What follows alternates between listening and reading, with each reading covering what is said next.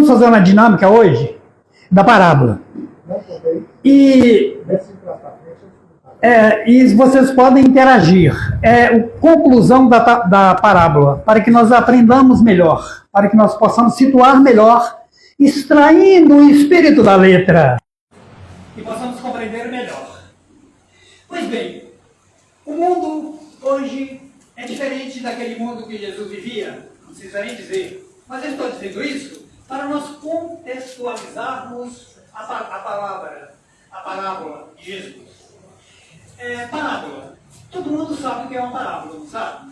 A parábola é um recurso literário que eles usavam na época, tanto para escrever como para passar oralmente conhecimento. Aqueles ensinamentos indispensáveis de ser ditos. E Jesus usou muito, didaticamente e pedagogicamente, esse recurso. Maior pedagogo, né, de todos os tempos e lugares, Jesus.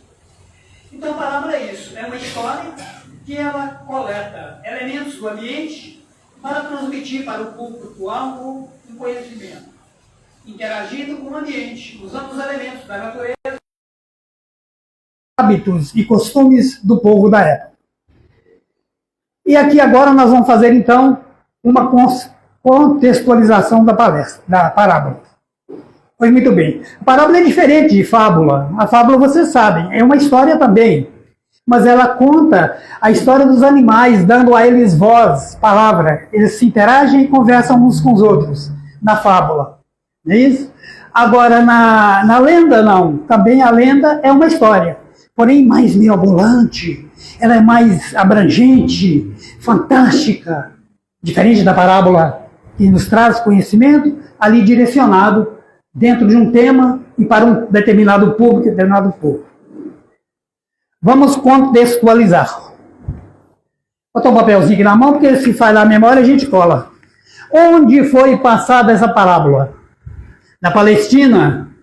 Há quantos anos? Mais ou menos 2000 anos. Quem foi o narrador desta parábola? Jesus. Qual a lei que regia a região na época, o povo? A lei mosaica, a lei de olho por olho e dente por dente. Eram os costumes ali daquele povo, nessa lei que é uma lei, né, de vingança, por assim dizer. Que nós já melhoramos muito, né? Hoje, graças a Deus, já não tem essa de se arrancar um fio de cabelo, arranca o fio do cabelo do outro, para ser bem ameno. A base da economia na época era a agricultura e a pesca. Claro, existiam outras atividades, existiam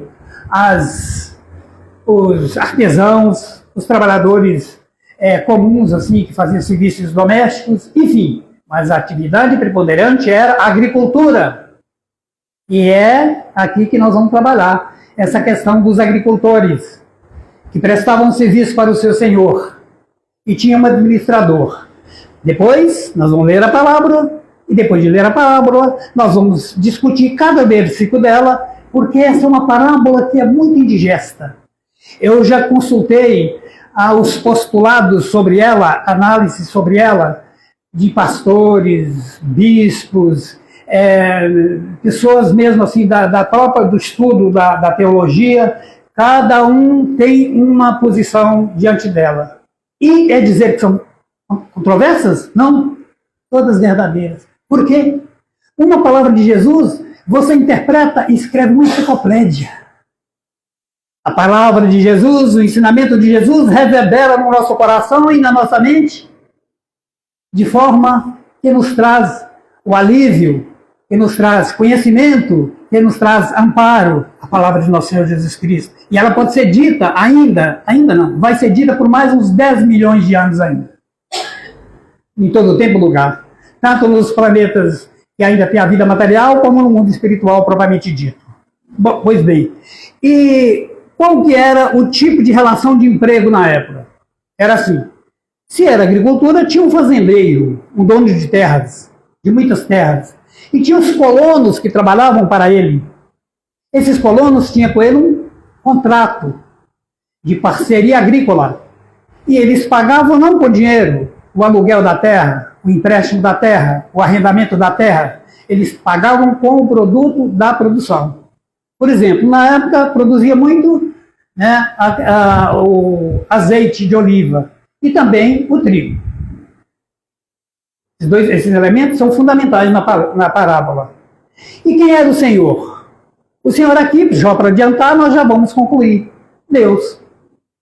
E quem eram os trabalhadores, os administradores que ali falam? O mordomo infiel. O mordomo era o administrador, era o gerente da fazenda. Ele administrava os bens do Senhor. E ele que fazia o intercâmbio entre os colonos, aqueles que trabalhavam para o Senhor. Está claro até aqui?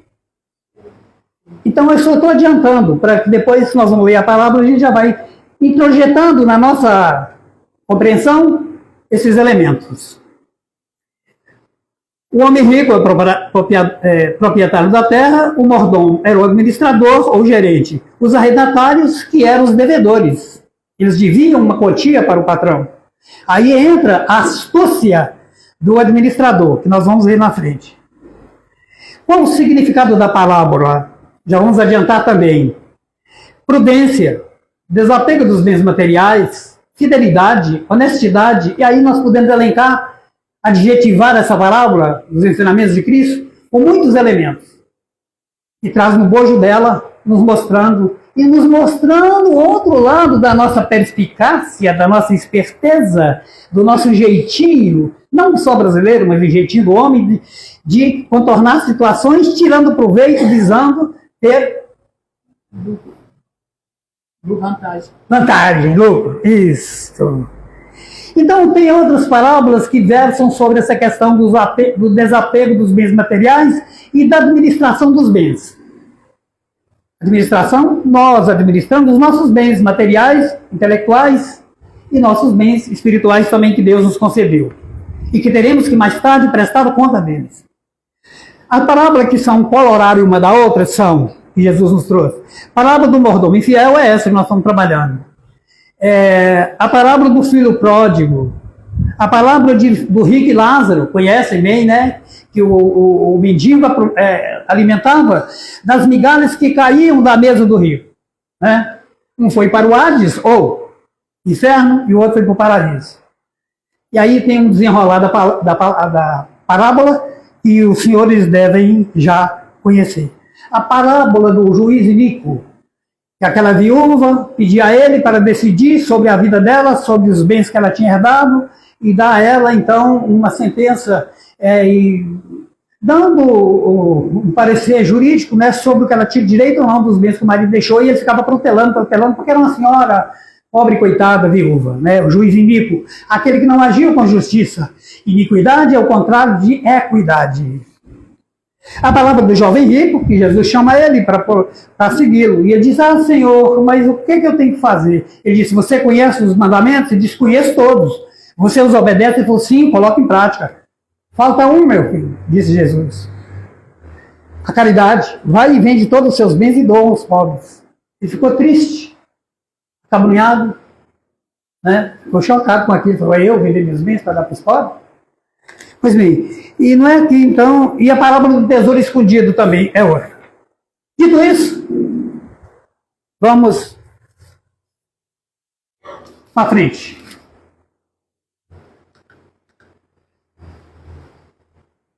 Pois bem, vamos aqui refletir um pouco por que Jesus usava esse recurso de linguagem, ou esse recurso literário, ou esse modo de ensinar, essa pedagogia. Por quê? Ele diz lá, em Mateus 23, de 10 a 13, diz assim, que os discípulos perguntaram para ele, Senhor, por que o Senhor fala em parábolas? O Senhor não diz direto? Tem aí um significado muito grande. A vós é dado conhecer os mistérios do reino dos céus. Falando dos discípulos. A vós é dado conhecer os mistérios dos céus. Porque vendo não veem. Não. Os mistérios dos céus. A eles não falo por palavras. Certo? Porque vendo não veem, ouvindo não ouvem. E nem entendem. Cumpre-se assim o que fora dito pelo profeta Isaías. Isaías dizia assim, Abrirei, quer dizer, Jesus, abrirei em parábolas a minha boca e publicarei coisas escondidas desde a criação. Isso é o Isaías dizendo, quando ele falava da vinda do Cristo, quando ele falava que viria o Messias. 800 anos antes da vinda do Cristo, vários profetas profetizaram a vinda do nosso Senhor Jesus Cristo, porque Jesus não caiu aqui de paraquedas, eu digo isso em todas as palestras que faço. Jesus preparou esse planeta, ele co-criou, construiu, por assim dizer, esse planeta. Ele, ajudado pelas mãos abençoadas dos páramos da luz, dos engenheiros siderais, construiu o planeta. Isso aí está numa palestra que eu sempre faço, que é a transição planetária. Pois muito bem. Está claro até aqui?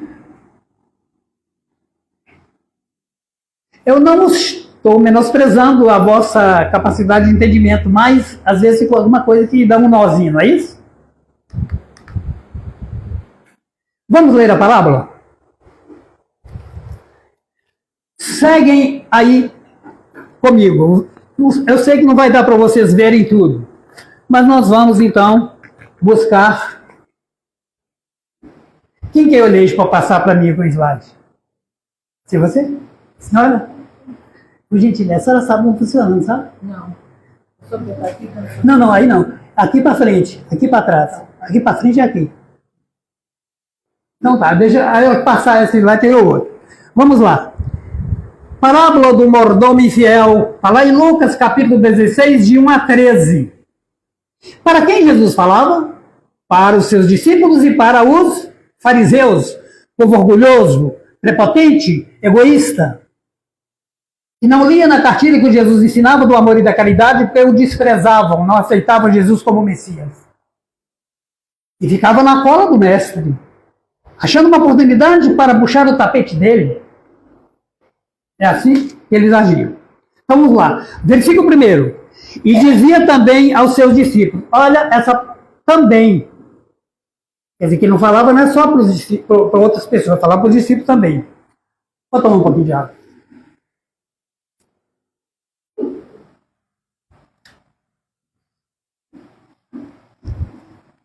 E dizia também aos seus discípulos, havia um certo homem rico, o qual e que tinha um mordomo.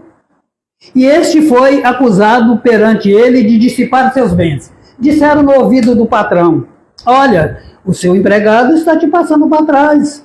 O seu mordomo, ou o gerente, está dilapidando o seu patrimônio. Versículo 2. E ele, chamando o seu empregado, disse-lhe, que é isso que ouço de ti? Presta contas da tua mordomia, porque já não poderei ser mais meu mordomo. Dê um aviso para ele. Vai embora. Você não serve para ser meu trabalhador. Presta atenção. Lá na frente nós vamos analisar cada tópico desse. E o mordomo disse consigo. Ele pensou.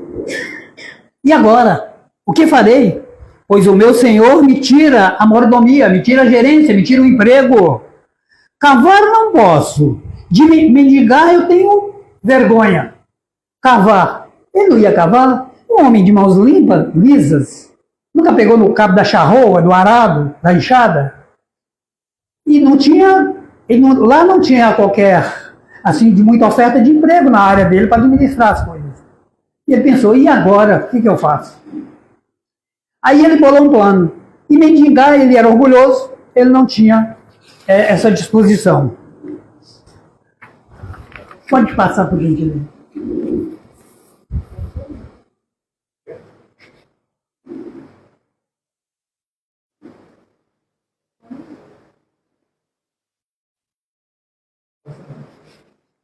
Quer não?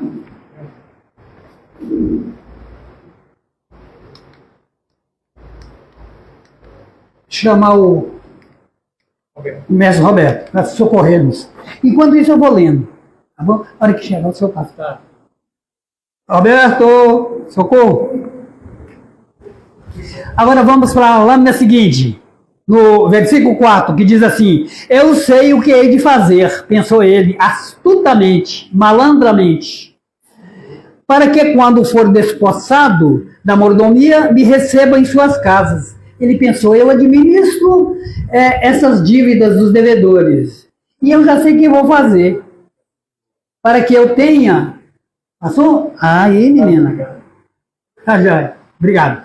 Aí, o que ele disse consigo? Eu vou ter que arrumar um plano. E ele pensou, eu vou perdoar as dívidas dos devedores, fazer um meio de campo com ele, vou aproximar dele, fazer amizade, para quando eu precisar, que eles me recebam na casa deles. Olha o que ele fez. Ele estava fazendo como é que é? Fazendo um chapéu dos outros. Como é que faz uma expressão aí? Isso. Entendeu? Então vamos para o quinto. E chamando a si cada um dos devedores do seu senhor, disse ao primeiro: quanto deves ao meu senhor? Quanto você deve? Senta aí. Ele disse, eu devo 100 alqueires de trigo. E respondeu, devo 100 alqueires... Não, aqui é 100 alqueires de trigo, né? De azeite, é porque eu estou adiantando aqui. E disse-lhe, toma a tua conta e assenta, que já escreve 50. Ó, a falcatrua aí, ó. Falsificou o documento. E, diga-se de passagem, a escrita era em aramaico. E aramaico é igual o árabe, você já viu que tanto de ranchinho? E era só você puxar uma perninha, ali você fazia de um... Igual aqui, por exemplo, nos números arábicos, né? Você pega de um 9 e você faz um 2, com a perninha lá faz um 2. E assim por diante. Não é isso? Pega um 6, põe mais uma bola embaixo, uma barriga e vira 8. Chico, você, hein? Tá craque na falsificação, hein? Vocês podem pensar aí. Aí, e ele respondeu, 100 alqueires, né? Bom, agora é o segundo, é o quinto, pode passar. E disse depois a outro, do mesmo jeito, quanto deves ao meu patrão? 100 alqueires de quê? De trigo. Ele disse, toma aí a tua caneca e escreve 80. Baixou a dívida. Olha só. Agora vem o capítulo 8, que nós vamos ter que debater sobre ele depois, e nós vamos então ficar um pouco estarrecidos, que é aí que moram as dúvidas que as pessoas têm quando pegam essa parábola, dizendo que Jesus estava louvando um ladrão, um homem que fazia coisas erradas. Vamos ler o versículo. E louvou aquele senhor o injusto mordomo, por haver procedido prudentemente. Agiu prudentemente para ele, claro. Preparando o caminho dele para o futuro, né? Falou, vou preparar aqui o meu meio de campo, porque eu dispensado, o que eu vou fazer da vida? Eu vou ter que me ter com esses devedores. Porque que agiu prudentemente, né? Porque os filhos deste mundo são mais prudentes, olha só, são mais prudentes na sua geração do que os filhos da luz. Complicadinho, não? Para entender? Estamos lendo por enquanto. Nós vamos saber o que aqui é os filhos da luz e o que é os filhos do mundo, os filhos das trevas. Está dizendo, o injusto anda mais prudente do que nós estamos no caminho com Jesus, no caminho da luz. E eu vos digo, granjeai amigos, outro também complicado. E eu vos digo, granjeai amigos com as riquezas da injustiça, para que quando essas vos faltarem, vos recebam eles nos tabernáculos eternos. Está vendo? Quer dizer que ele está dizendo o seguinte, para que ele granjeie, faça amigos com a riqueza injusta que ele adquiriu, com a desonestidade dele. Para que ele seja recebido no tabernáculo. Não é o tabernáculo divino, do paraíso de Deus, no mundo espiritual, no mundo que nós recebemos as nossas recompensas, dos nossos sacrifícios, da nossa evolução. Não, é o tabernáculo do coração. Só para adiantar aqui. E quem faz amigos, né, garante, então, sempre uma condição de ser assistido por eles. O 10. Agarrou de novo? Não. Ah, não. Quem é fiel no mínimo, também é fiel no muito. É o que Jesus está falando. Quem é injusto no mínimo, também é injusto no muito. Não tem essa de, é uma caixa de fósforo, eu vou tirar essa caixinha aqui, porque é uma coisa insignificante, eu estou precisando dela, ela é muito importante para mim. Não faz diferença se você é injusto, infiel no pouco ou no muito. A fidelidade, ela cabe em todos os relacionamentos, tanto da amizade, quanto do matrimônio, entre pessoas, de qualquer relação que exista entre as pessoas, né? A fidelidade, a honestidade, o caráter. O 11. Pois se nas riquezas injustas não fostes fiéis, quem vos confiará a verdadeira? Olha só, se nas riquezas injustas foi infiel na injustiça, quem vai ser injusto com você?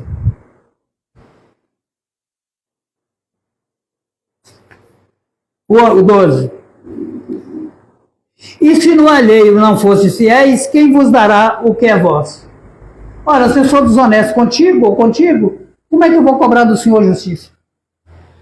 Eu sou injusto, desonesto contigo, vou cobrar honestidade? E nós vemos que hoje, nas hostes mais elevadas do intelecto, do poder, da política, é o que mais vemos. A corrupção, a desonestidade, a falta de caráter, a falta de indulgência, e vai por aí.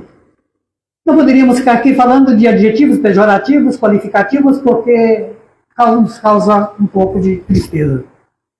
Agora vem o último, esse fecha a parábola, que é o escopo verdadeiro dela. Nenhum servo pode servir a dois senhores, porque ou há de aborrecer a um e amar ao outro, ou se há de chegar a um e desprezar o outro. Não podeis servir a Deus e a Mamon. O Deus da riqueza e o Deus do dinheiro e a Deus. Não há como servir a dois senhores. Até aqui está um pouco indigesto.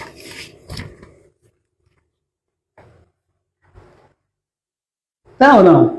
Não, né? Está dando para ir? Então vamos voltar para nós podermos tentar, de certa forma, compreender cada versículo desse, porque ali eu já tenho uma conclusão, vocês já têm aí na mão a conclusão.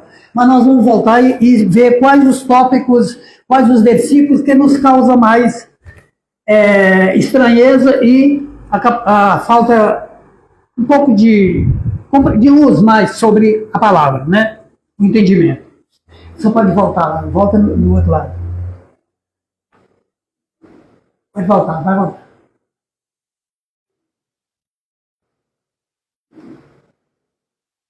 Aí.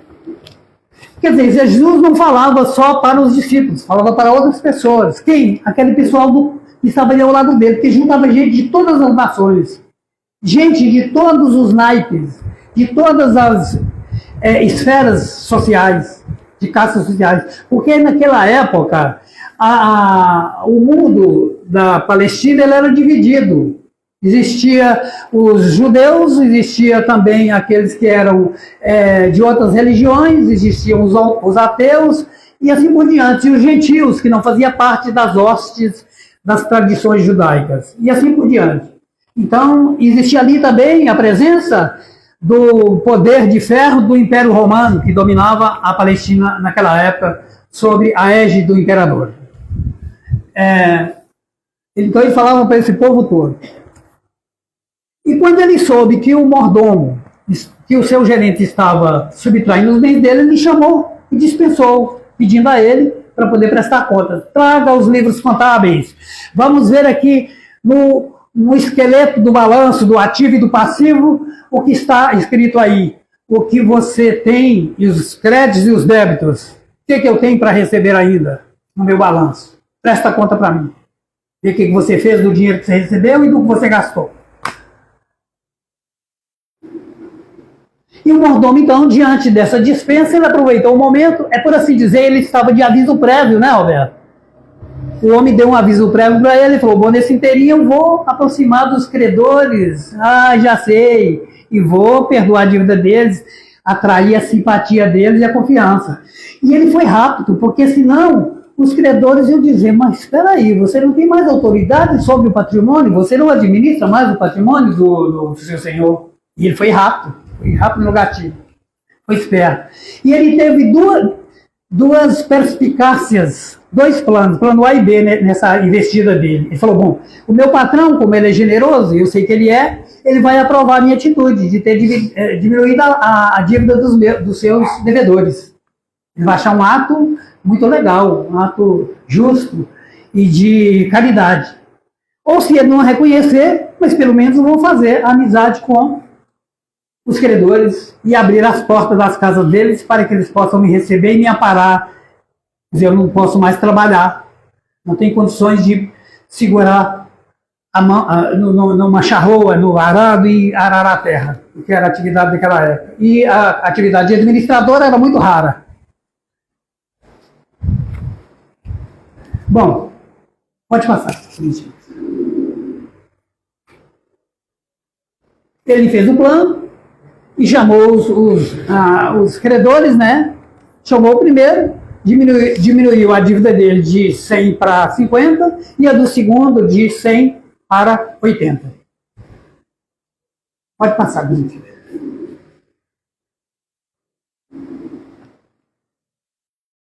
Aí também nós já falamos.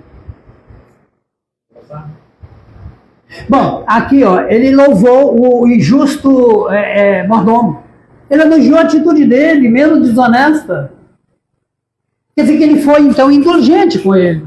Ele poderia ter entregue o mordomo desonesto para as autoridades e ter encarcerado. Ele poderia estar preso. Mas ele, de certa forma, perdoou a ele. Ele foi condescendente com ele. Porque ele louvou a atitude dele por ser um cara esperto, inteligente, astuto. Jesus disse, quando ele chamou os apóstolos, os 500 da Galileia, e disse, ide pregai o evangelho, vão até os confins da terra. E disse mais, preveniu a eles, sede astuto como uma serpente, sede prudente como uma pomba. Olha, a prudência. Eu faço esses links para a gente encadear o raciocínio e compreender bem o que Jesus quis dizer.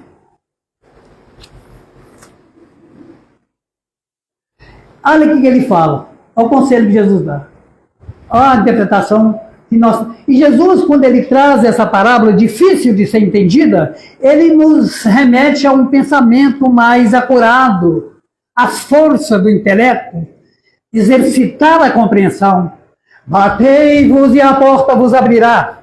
Jesus não disse assim, chama alguém para abrir a porta para você. Você vai, bate e a porta vos abrirá. E ele diz mais, buscai e achareis. Foi isso?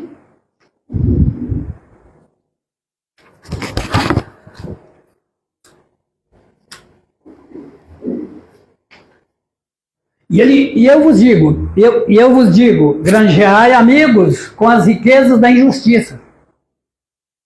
E lá na frente, no livro Fonte Viva, o Emmanuel tem a interpretação dessa parábola e ele nos diz que todos os bens que nós adquirimos aqui na face da terra são adquiridos com injustiça. É triste, né? Vamos correr que senão não dá tempo. Jesus diz adquirir amigo com injustiça, né? Com dinheiro que você adquiriu com injustiça, a sua riqueza, faça caridade com ela. Pelo menos isso. Já que você é desonesto, é um homem que não usou da honestidade, você é rico, não quer saber como você ficou rico. Não importa muito como você ficou rico, para fazer a caridade. Faça. Entendeu? Jesus não está incentivando, ele está dizendo, se você é rico, é mais fácil entrar um rico mas se você passar um cabelo no fundo da agulha, ele tem que entrar um rico no reino dos céus. Está na palavra do rapaz, do menino rico ali, que eu falei, né? Do moço rico. E ele diz mais, quem é fiel no mínimo é fiel no máximo. A honestidade não tem limite. Não há como mensurar a honestidade. É honesto ou desonesto? E ele fala também que você não foi honesto com o outro, como é que você cobra honestidade? Se não é justo com o outro, como é que você cobra justeza? E se você não é fiel no alheio, você não pode ser fiel em nada, né? Tem um só que pode servir a dois senhores. Fechou. Agora vamos lá. Pode passar, por gentileza. Vamos entrar na conclusão agora. Pode passar. Quem está com a conclusão número 1? Senhora? Quem? Fala para nós que eu repito aqui, porque você não tem microfone aí.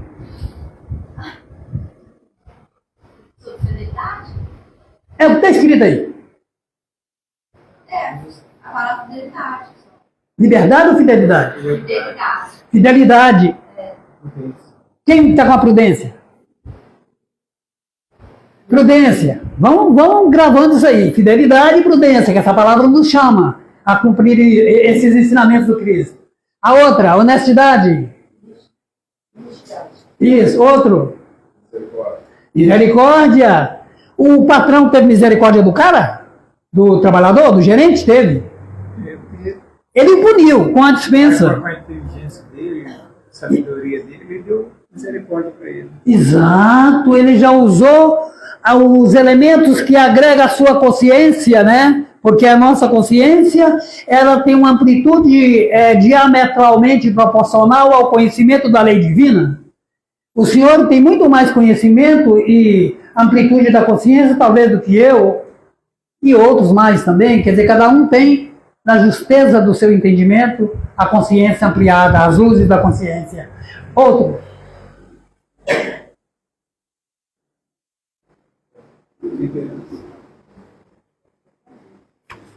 Hã? Temperança? Temperança é o número 5. Temperança. Temperança. Nós não devemos ser destemperados, ter paciência, ter calma diante das adversidades. O Paulo de Tarso nos ensina em Romanos 12, 12. O que ele nos ensina em Romanos 12, 12? Alegrai-vos na esperança. Aí. Sede pacientes diante da tribulação. Está aí a paciência. Perseverança. Perseverai-vos na oração. Paulo de Tarso, Romanos 12, 12. Podem ler em casa. Outro, vamos lá. Servir. Quem está aí? Servir pelo trabalho. Não se pode servir a Deus e a mamãe. Esse é o 6, não, né? Não.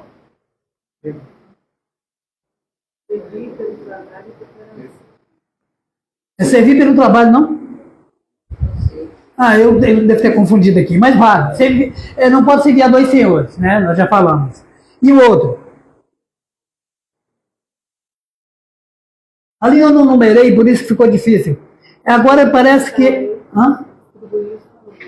Distribuir os talentos. Deus te deu uma intelectualidade mais avançada, te deu um talento para a arte, te deu um talento para falar, dom da oratória. O faça. Usai o seu talento a benefício dos outros. Entendeu? Distribuir os talentos. Dai de graça o que de graça recebeste. Jesus. Qual o outro agora? Empatia. Colocar no lugar do outro. Nós vemos uma cena difícil, aí o que acontece? Uma pessoa praticando um ato, nós já vamos logo julgando. Nós não temos a capacidade de colocar no lugar dele e pensar assim, será que eu não faria o que ele faz ou muito mais? Desapego dos bens terrenos. Não cultivai os tesouros na terra, onde o pássaro vem e come, a ferrugem vem e corrói, o ladrão vem e rouba. Cultivai no seu coração. Olhar os lírios no campo, olhar os pássaros no céu. Eles não plantam nem guardam em celeiro. É assim? A caridade. Dom divino, né? Amor e caridade. Indulgência nós já falamos, né? Ou não? Justiça, claro. Ser justo. Nós temos que ser justos em todas as circunstâncias da nossa vida. Em tudo. Esperança, já falamos lá citando o Romanos, a carta de Paulo aos Romanos, no versículo 12. Não se pode servir a dois senhores, já falamos também. Agora nós entramos aí, onde é que está numerado? Tem alguém aí que está com 15? Pode, obrigado. Pode passar. Então vamos lá. A fraternidade com o qual nos reabilitaremos. A fraternidade com a qual reabilitaremos. E temos que ser fraternos. Nós temos que sermos irmãos. Trabalhar para o bem do outro. Sem despojando do orgulho, da vaidade e do egoísmo, que são dois venenos que nos arrasta para as fossas abismais da nossa alma, onde medram os abrolhos dos espinhos que nos espeta para o mundo, para o espiritual, que lá vai nos incomodar muito pelo peso da nossa consciência. Pode. Agora os 16, quem está com ele? A maioria dos recursos materiais à disposição de nossos caprichos procede da injustiça. Olha o que Jesus falou, e Emmanuel aqui confirmou, porque isso aqui está no livro, né, do Pão Nosso, capítulo 111, quem quiser conferir, Pão Nosso, capítulo 111. É só lembrar de feijão e arroz, da comida, Pão Nosso, 111, lembrar do número 111, isso é memória associativa, do Pão Nosso, e você leia lá depois, no capítulo. A maioria dos recursos materiais à nossa disposição, tá certo? De nossos caprichos, procede da injustiça. Olha, cada ato que nós praticamos, muitas vezes tem o dedinho da injustiça ali em determinado grau. Não é tudo justo, porque nós vivemos num mundo de separação, num mundo de divisões, de mentes diversas. Cada um tem um pensamento, cada um tem uma atitude, e todos nós estamos lutando pela sobrevivência. E nessa luta pela sobrevivência, nós buscamos, às vezes, meios de sobreviver que não são muito honestos. E com muita razão. Porque nós temos o medo de amanhã nos faltar dos proventos da nossa existência. Então, muitas vezes, a gente usa desonestamente em todos os campos da atividade humana. Tanto material, social, nas relações humanas, nas relações interpessoal e intrapessoal, interpessoal comigo mesmo, intrapessoal com os outros. É para pensar, viu? Agora o 16, é o 17. Ainda estamos evoluindo do egoísmo feroz para o amor universalista, da iniquidade para a justiça real. Ainda estamos evoluindo do egoísmo feroz. Olha aí. Para o amor universalista da iniquidade. Não. Vou ler de novo. Ainda estamos evoluindo do egoísmo feroz. Para o amor. Para o amor universalista, né? Da iniquidade para a justiça real. O que é iniquidade? É injustiça. Não falamos aqui da parábola do juiz iníquo? Vamos lá, 18. Os homens têm sido cegos dos favores dos bens da terra, não sendo ainda dignos da melhoria. Outro, isso é Emmanuel falando no nosso coração, interpretando a parábola de Jesus, porque, olha, gente, o Emmanuel, quando ele estava ou está no mundo espiritual, ele reúne os seus companheiros, com os companheiros de Jesus, e discutem os ensinamentos que Jesus fez na Terra, para lançar mais luzes sobre o entendimento. Aquilo que Jesus disse, tenho muito para vos dizer, mas não posso fazer agora. Vocês estão ainda na infância da humanidade. Precisa ampliar mais os conceitos, a intelectualidade, a capacidade de raciocínio e de entendimento, e também o coração, para entender as minhas palavras. Mas eu rogarei, se vocês guardarem os meus mandamentos, colocarem em prática tudo que vos ensinei, eu rogarei ao Pai, e Ele vos enviará outro Consolador, para que fique convosco eternamente, e vos ensine todas as coisas, o Espírito de verdade, que o mundo não pode conhecer, mas vós, que Ele está entre vós, o Espírito de verdade. Então nós precisamos ainda nos desvencilhar dessas amarras que nos apreende ao egoísmo, à vaidade, ao orgulho e à nossa incapacidade de perdoar a nós mesmos, porque o perdão nos liberta da cadeia de trevas. Nós devemos fazer igual Paulo de Tarso, não olhar para trás, seguir em frente. O Paulo cortou a cabeça de gente doidada. Fiz uma palestra sobre o Paulo de Tarso, semana passada. A vida do Paulo e as suas parábolas, as suas cartas, as suas epístolas. Paulo fez muita maldade, mas ele dobrou-se diante do Cristo e foi o maior divulgador da doutrina espírita. Sem ele não teríamos o cristianismo como é hoje, não. Com toda certeza. Emmanuel que diz. Agora o 19. As nações terrestres se levantaram há séculos sobre conquistas cruéis. Olha que outra aqui, olha Emmanuel dizendo.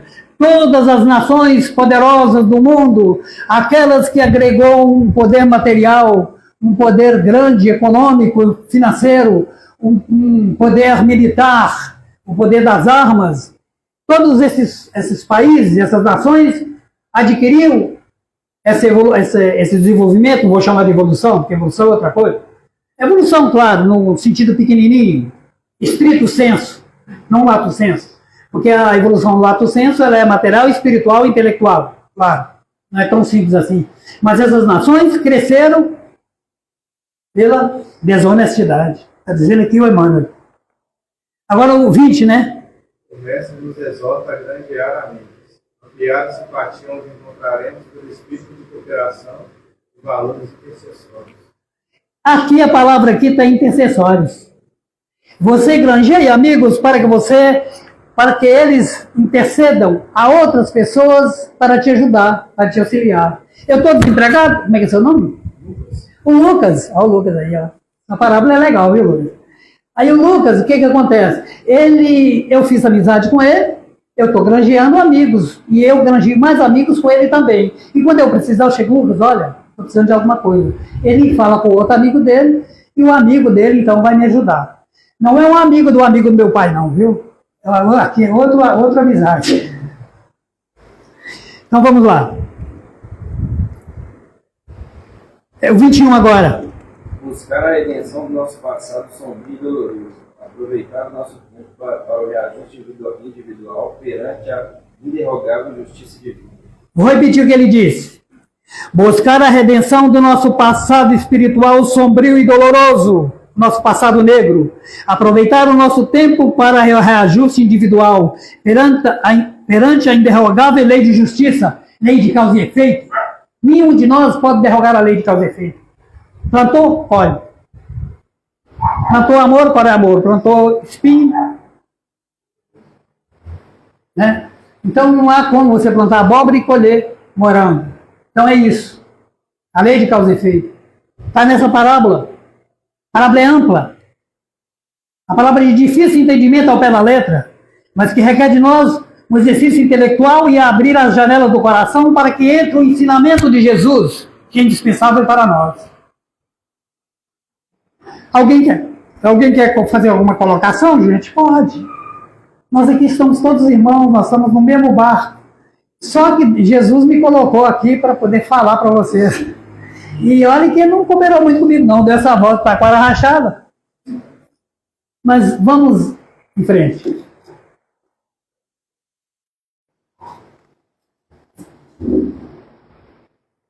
O 21 já falamos, né? Então nós temos que nos desvencilhar, né, dessa treva terrível que está gravada nos porões da nossa memória espiritual. A nossa contabilidade, que é a contabilidade do mordomo, aquela contabilidade que ele tem que apresentar os livros, onde tem ativo e passivo. E nós temos ativo e tem passivo nas nossas vidas, né? Na nossa contabilidade espiritual.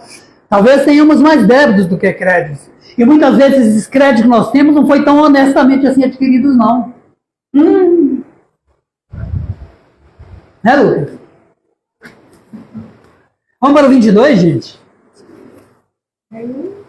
Nenhum servo pode servir a dois senhores. Nenhum servo pode servir a dois senhores. Ou eu sirvo um a outro.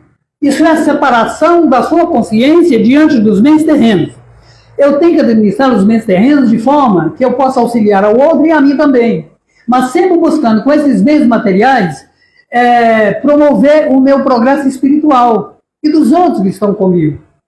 Fazendo a caridade e o amor, usando a minha riqueza intelectual e material para auxiliar ao outro. E eu não posso usar essa riqueza para servir só as minhas preferências materialistas, não. Eu tenho que agir assim, mas com equilíbrio. É um direito meu adquirir uma casa, adquirir um carro, claro. Mas não só pensar no materialismo. Né? É isso. Jesus não condena a riqueza, absolutamente não. Só a forma do uso dela, dos bens terrenos. Vamos lá. Agora o 23. 23. O reino do Cristo ainda não é da terra. O vício e o dever não se aliam na marcha diária. Obrigado, senhora. Então, vou repetir o que ela diz. O reino do Cristo ainda não é da terra, não é deste mundo. O vício e o dever não se aliam na marcha diária do progresso. Quer dizer, o dever que eu tenho para com Cristo, para comigo mesmo, na senda da evolução, ele não coaduna com o vício. O vício é o contrário do bem, o vício é o contrário da perfeição. Então eu não posso guardar dentro do meu coração a vaidade, eu não posso, vaidade eu posso até ter, mas assim, moderada, né? Agora eu não posso ter orgulho, né? Inveja, e vai por aí afora. Então, todos esses defeitos que nós temos de fabricação, é preciso ser corrigido, que chama o defeito reindivitório, que vem lá da fabricação. Nós somos fabricados assim, né? Maneira de dizer, né? Quem deturpou a nossa perfeição, que nós fomos criados filhos ignorantes, fomos nós mesmos. Nós é que buscamos caminhos distorcidos. Nós buscamos caminhos obscuros. Quando nós conquistamos a razão e o pensamento contínuo, tornamos homens. Nós tivemos o livre-arbítrio de escolher e fomos escolhendo o mal. 24. Devemos compreender o caráter transitório da nossa existência carnal. Obrigado. Olha, ela está dizendo aqui, devemos compreender o caráter transitório da nossa existência carnal. Nós estamos aqui de passagem. Nós somos viajores. Estamos em viagem. E nós precisamos, então, entender que, no final, vem a Senhora Morte com a machadinha nos cobrar o que fizemos e deixamos de fazer. Que fizeste do talento que te dei, meu filho? Ah, Senhor,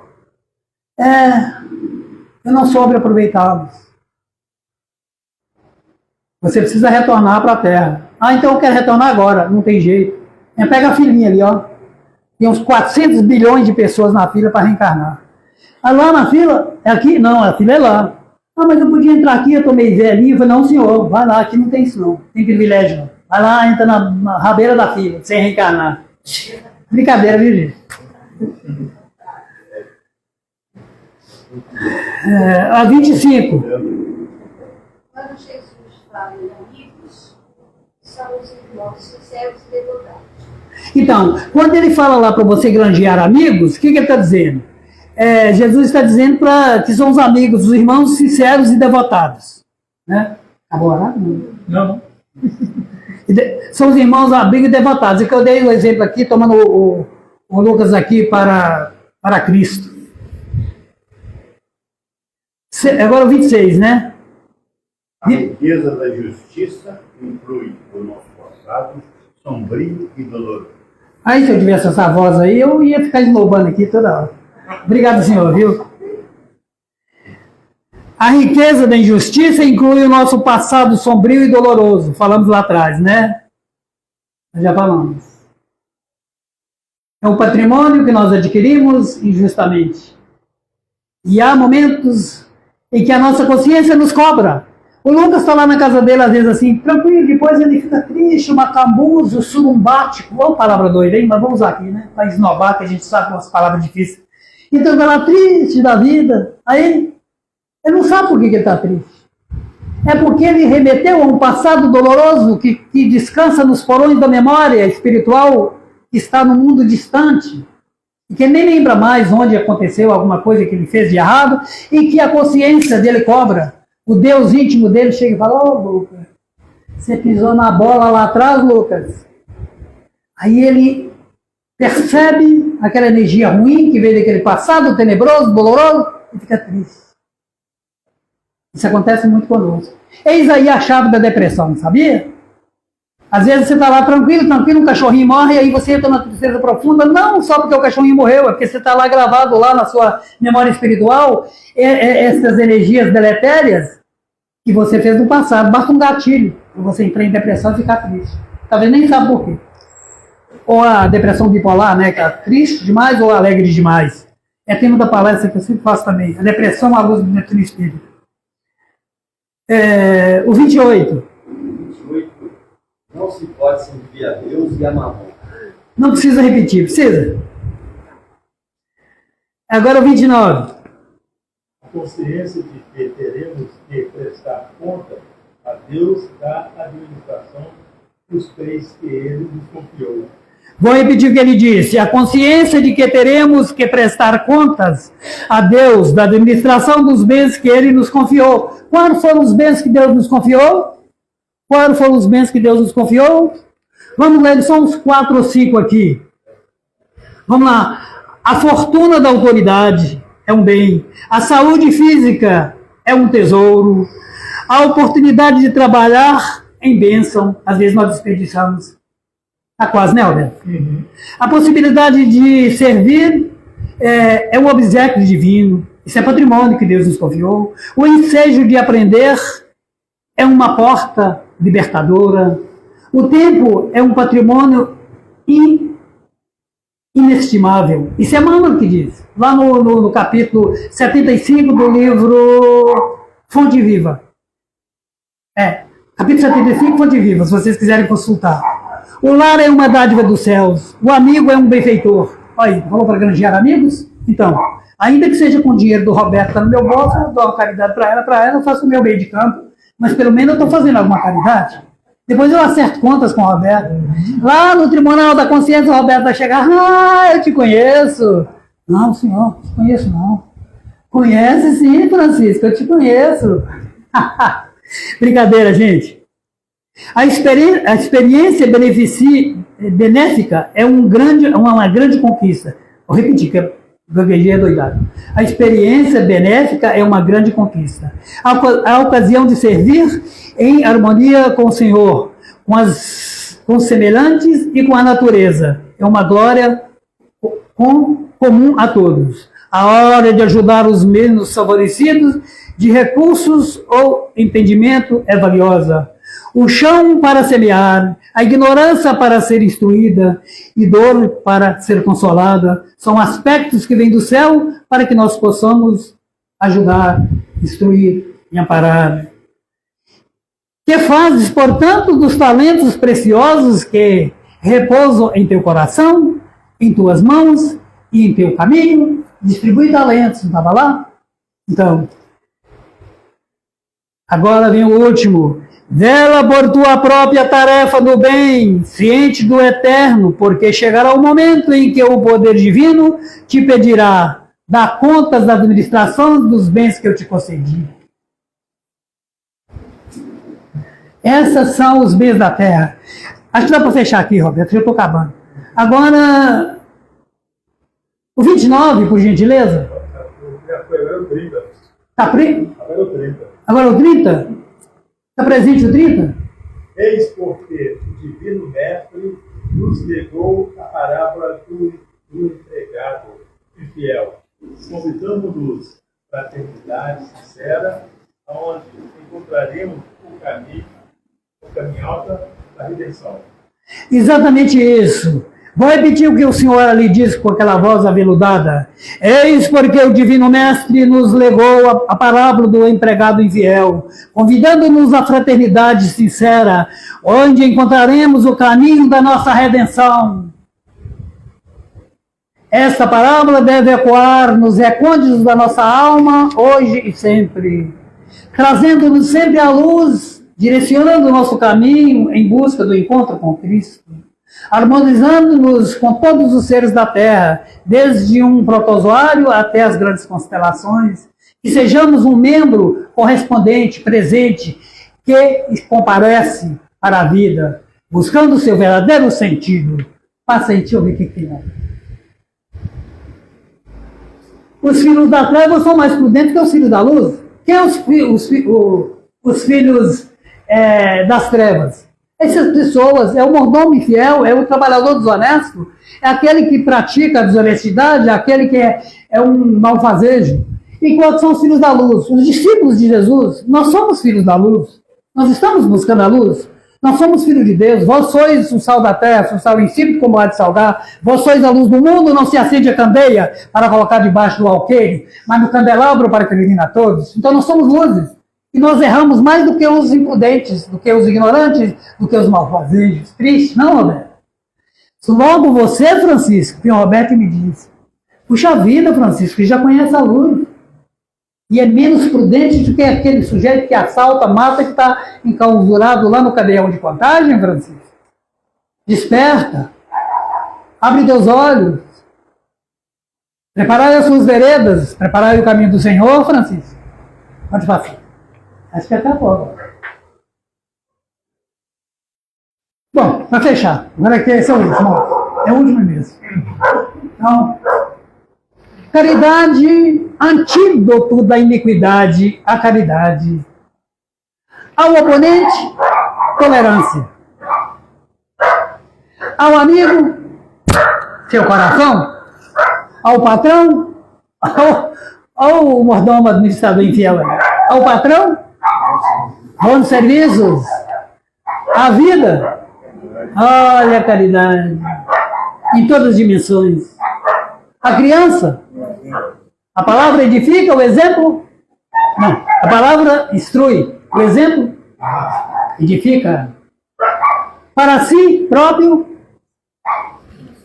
respeito, indulgência e perdão. E o perdão, o auto-perdão, eu tomo como exemplo Paulo de Tarso. Cortou a cabeça de cristão adoidado. No momento que Jesus aparece, ele redimiu, ficou cego, voltou à vista lá com lá em Damasco, né? O Zaqueu não, curou a vista dele. Quem foi? Me ajuda aí. Ananias, ele não deixa a gente. Fala, você viu que você escuta como quem deu ouvido de ouvir que ouve? Falou que não ouvia.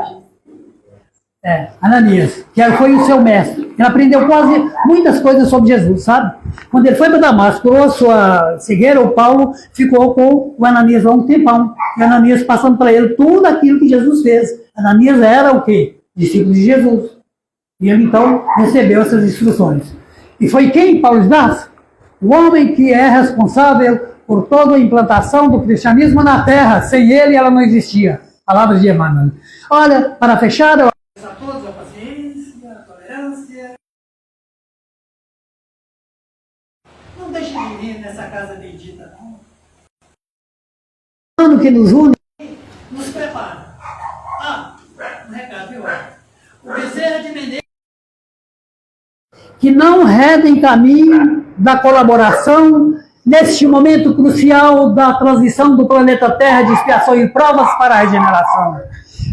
Depois o Roberto consulta aí, né, os intercâmbios dele, o Bezerra de Menezes vai confirmar. Nós temos que agora, trabalhadores da última hora, ajudar na transição planetária. É tema da palestra que eu vou fazer, lá na Redenção, em Vila Nova. Como devemos colaborar para a